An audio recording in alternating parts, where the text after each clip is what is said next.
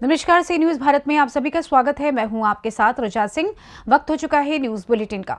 News bulletin में बात होगी चतरा की, जहां रेफरल अस्पताल में प्रसव के दौरान बच्चे की हुई मौत। साथ ही बात होगी फिरोजाबाद की, जहां एक बार फिर खून के रिश्ते हुए तार तार। और बताएंगे कि कैसे पन्ना में भाजपा प्रदेश अध्यक्ष एवं खजुराहो सांसद ने अपने पन्ना कार्यालय में पत्रकार वार्ता की और कांग्रेस को लिया आड़े हाथों। और भी तमाम खबरों पर आइए करते हैं विस्तार से चर्चा। चतरा जिले के सिमरिया स्थित रेफरल अस्पताल में प्रसव के दौरान नवजात बच्चे की मौत हो गई। परिजनों ने अस्पताल परिसर में हंगामा किया। मृतक के परिजनों ने एएनएम पर प्रसव कराने में लापरवाही बरतने का आरोप लगाया है। उन्होंने कहा कि प्रसव के लिए रात 10 बजे महिला को लाया गया अस्पताल। उस समय से लेकर रात भर रखा गया। महिला को पर रजिस्टर में नाम तक नहीं एंट्री की गई। इस हंगामे में घंटों चिकित्सा व्यवस्था प्रभावित रही।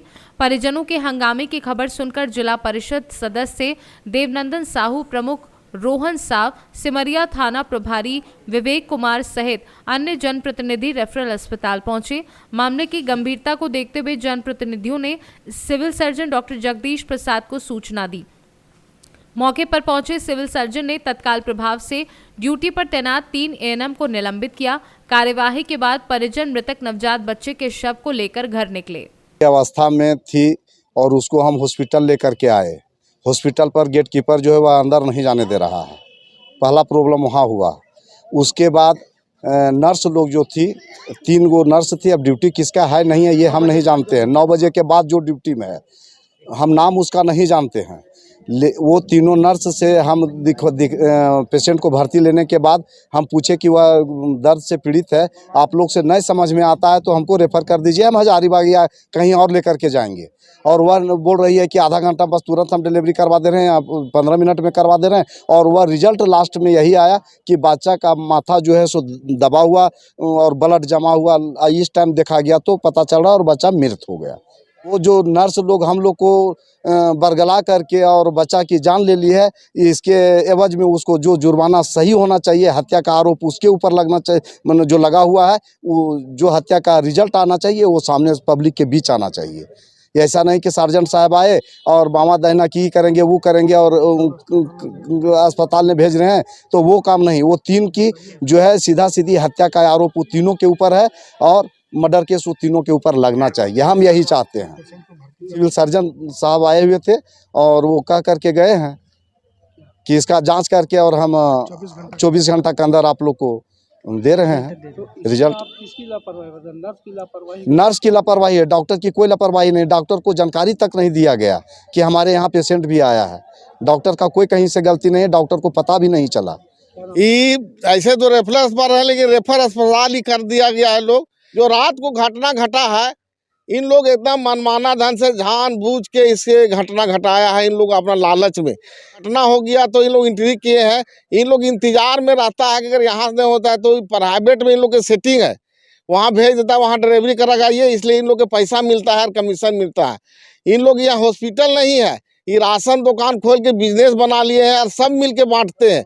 चाहे प्रभारी हो, चाहे एमएम हो, चाहे डॉक्टर हो, चाहे जितना भी इसमें स्टाफ हो, इसको सब मिली भगत से ही रवैया है और जानबूझ के इन लोग इसको मोराया गया है।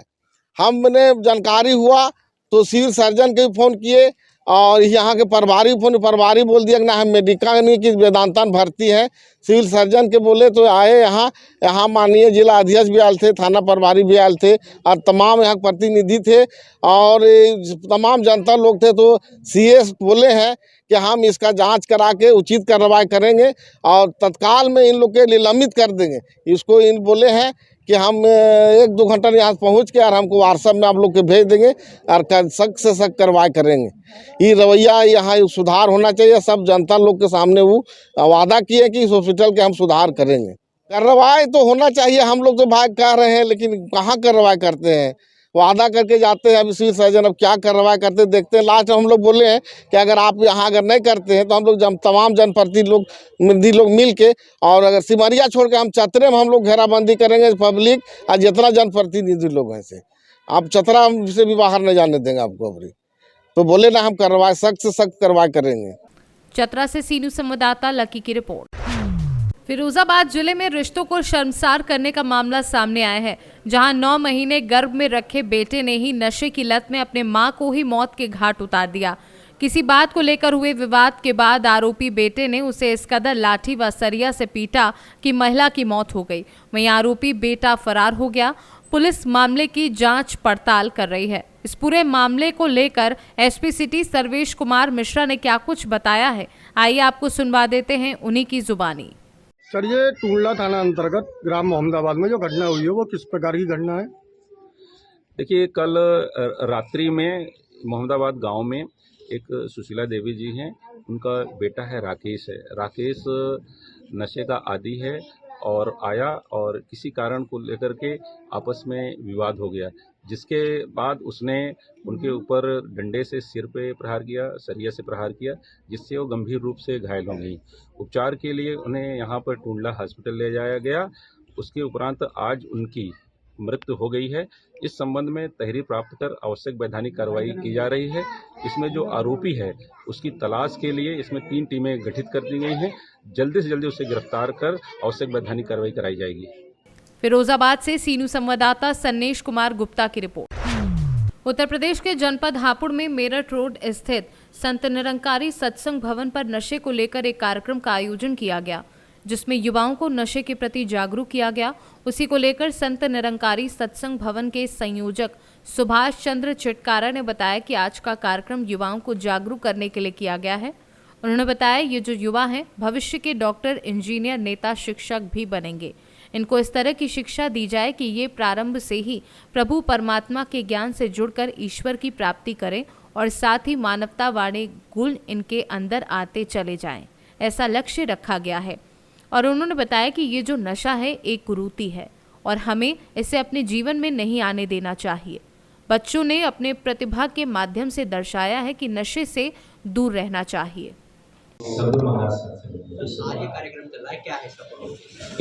इसका पूरा उद्देश्य यह है, जो मेन क्रक्स है कि कैसे जो आजकल समाज में जो यूथ है, जो युवा शक्ति है, वो कुछ ऐसी बातों में या सोशल मीडिया कहें या एनवायरनमेंट ऐसा कहें, उसकी वजह से जो उनकी राह है वो ऐसी संगति की तरफ जा रहे हैं, इस डायरेक्शन में जा रहे हैं जो समाज के लिए बहुत हानिकारक हो सकती है।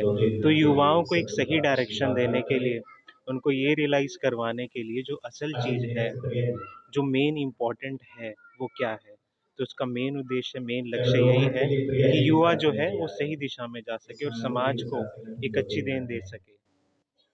मेरा नाम जसप्रीत कौर है। जो आप यहाँ पे आए हैं, क्या उद्देश्य, क्या कार्यक्रम? देखिए, ये एक सत्संग का कार्यक्रम है। उद्देश्य इसमें यही है, यहाँ पे जो हमें सिखाया जाता है, और मैं तो बचपन से ही जुड़ी हुई हूँ सत्संग से ही, कि जो मानवता है, जो मानव जीवन लिया उसका उद्देश्य क्या है।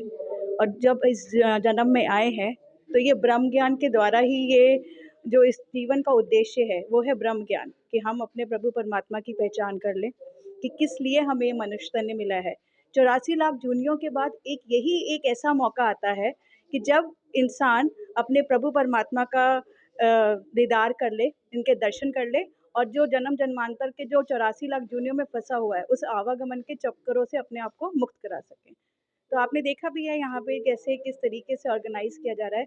सिर्फ और सिर्फ एक ही होता है कि जो मानव है वो मानव ही बने, सिर्फ एक वो चोला, एक जो अपीयरेंस है वो मानव वाली ना होके कर्म भी मनुष्य वाले और मानव वाले हों। मैं सुभाष चंद्र चिटकारा यहाँ का संयोजक हूँ इस क्षेत्र का, और आज ये कार्यक्रम युवाओं के लिए रखा गया है कि जो युवा हैं यही आगे के भविष्य के नेता भी हैं, यही इंजीनियर्स हैं, ये डॉक्टर्स भी बनेंगे, ये शिक्षक भी बनेंगे। तो इनको इस तरह की शिक्षा दी जाए कि प्रारंभ से ही वो इस प्रभु परमात्मा ईश्वर से, ब्रह्म ज्ञान से जुड़ कर के इस ईश्वर की प्राप्ति करें, और साथ ही साथ फिर मानवता वाले गुण इनके अंदर आते चले जाएं, ऐसा लक्ष्य रखा गया है। अभी एक आपने स्किट भी देखी कि किस तरह से कि जो नशा है ये हमारे लिए एक कुरीति है और हमें अपने जीवन में इसे नहीं आने देना है। बच्चों ने स्किट के द्वारा रखा, और ये कार्यक्रम इसी तरह से अलग अलग कि जो स्पिरिचुअलिटी है वो हमारे प्रैक्टिकल जीवन में आए, व्यवहारिक जीवन में आए, ये इसका आज का मुख्य थीम रहा। हापुड़ से सी न्यूज़ संवाददाता सुनील कुमार की रिपोर्ट।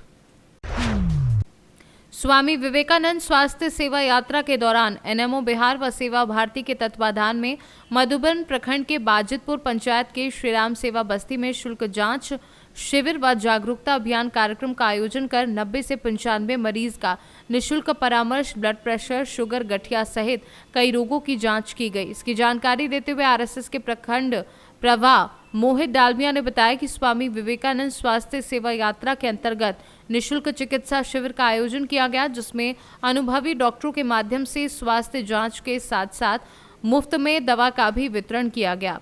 जांच शिविर में doctor Mukesh Gupta, doctor Vandana Kumari, doctor मानवी, डॉक्टर खुशबू, डॉक्टर शुभम, डॉक्टर नंदन चौहान सहित दीनबंधु कुमार आदि लोग उपस्थित थे। मोतिहारी से सी न्यूज़ संवाददाता राकेश कुमार पांडे की रिपोर्ट। पन्ना प्रवास पर रहे भाजपा प्रदेश अध्यक्ष एवं खजुराहो सांसद ने आज सांसद कार्यालय में पत्रकार वार्ता की, जिसमें उन्होंने कांग्रेस पर जमकर निशाना साधा। उन्होंने कहा कि कांग्रेस परिवारवाद और तुष्टीकरण की राजनीति करती है। कहा कि एक तरफ बंटाधार का परिवार है और दूसरी तरफ करप्शन नाथ का परिवार। कांग्रेस केवल परिवारवाद में फंसी हुई है। जहां पूरा देश भगवान राम की आराधना में लगा रहा, वहीं कांग्रेस इसका बहिष्कार करती रही। उन्होंने कांग्रेस के नवनिर्वाचित प्रदेश अध्यक्ष जीतू पटवारी पर भी निशाना साधते हुए कहा कि वह क्या कर लेंगे, वह खुद ही विधायक का चुनाव हार गए थे। आगे उन्होंने क्या कुछ कहा, आइए आपको सुनवाते हैं। जिले के कुछ हमारे जो मजदूर भाई और बहन हैं, मुझे जानकारी में मिला था कि तेलंगाना के अंदर और कर्नाटक के अंदर कुछ भाई और बहनों को लोगों ने जो मजदूरी हमारे करने जाते हैं उन्हें बंधक बना लिया। कलेक्टर ने, सीओ ने तत्काल इस पर कार्रवाई की। यहां से मैंने देश के गृह मंत्री माननीय अमित शाह जी को लिखा था। मुझे गर्व है, मैं माननीय गृह मंत्री जी को बधाई देता हूं कि जैसे ही मैंने पत्र भेजा उसके तत्काल बाद तेलंगाना के जो भाई और बहन बंधक बनाए गए थे, कल उन्हें व्यवस्थित तरीके से पुलिस सिक्योरिटी में पन्ना के लिए रवाना कर दिया गया। मैं वहां के प्रशासन को भी धन्यवाद करता हूं और देश के गृह मंत्री जी ने तत्काल एक्शन किया। इसके लिए माननीय अमित शाह जी को बहुत बहुत धन्यवाद, बहुत बहुत उन्हें अभिनंदन। अभी जो कर्नाटक के जो हमारे मजदूर भाई और बहन है वो भी जल्दी आएंगे, उनकी प्रोसेस लगभग हो गई है। वहां भी प्रशासन को हर प्रकार से इंगित करा दिया गया है। इसलिए मैं माननीय अमित शाह जी का फिर एक बार धन्यवाद करता हूं। पन्ना से सी न्यूज़ संवाददाता रीना सोनी की रिपोर्ट। फिलहाल न्यूज़ बुलेटिन में बस इतना ही। देश दुनिया की तमाम खबरों की जानकारी के लिए आप देखते रहें सी न्यूज़ भारत। हर खबर आपके साथ, आपके हाथ।